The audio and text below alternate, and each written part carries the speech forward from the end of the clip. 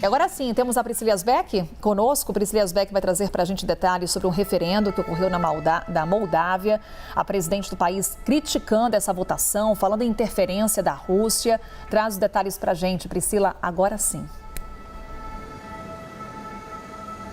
Oi, Carol. Bom dia mais uma vez a todos que nos acompanham. Falta 1% da contagem de votos nas eleições. Os resultados parciais mostram que 50,2% dos moldavos votaram a favor da inclusão do país na União Europeia. A Moldávia, lembrando, é um pequeno país que fica entre a Romênia e a Ucrânia, tem uma população de 2,5 milhões de habitantes, é um dos países mais pobres da União Europeia e realizou esse referendo junto com as eleições presidenciais, mas um referendo que foi acusado pela atual presidente, Maia Sandu, de ser um referendo que teve ataques sem precedentes à democracia do país. Também a União Europeia se manifestou, o porta-voz do Bloco Europeu acabou de se manifestar dizendo que houve uma interferência sem precedentes nessas eleições.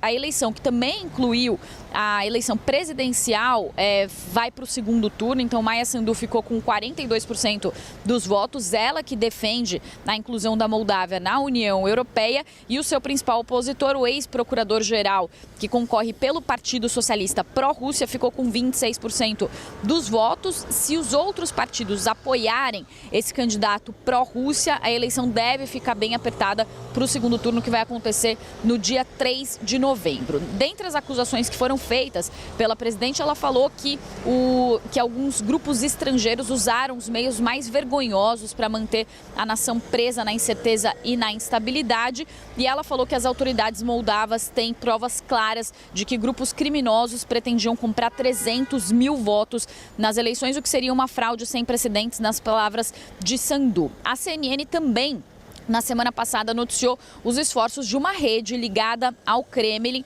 para comprar votos na Moldávia por meio de um oligarca moldavo exilado, Ilan Shor. Esse oligarca, inclusive, chegou a publicar um vídeo nas redes sociais dizendo que pagaria aos eleitores o equivalente a $28 para se registrarem e votarem contra a entrada da Moldávia na União Europeia. É por isso que essa eleição ela é observada de perto, tanto pelos Estados Unidos, quanto pela União Europeia, quanto pela Rússia, que inclusive participaram diretamente desse referendo, também dessas eleições. Os Estados Unidos e a União Europeia ofereceram um apoio econômico de $2 bilhões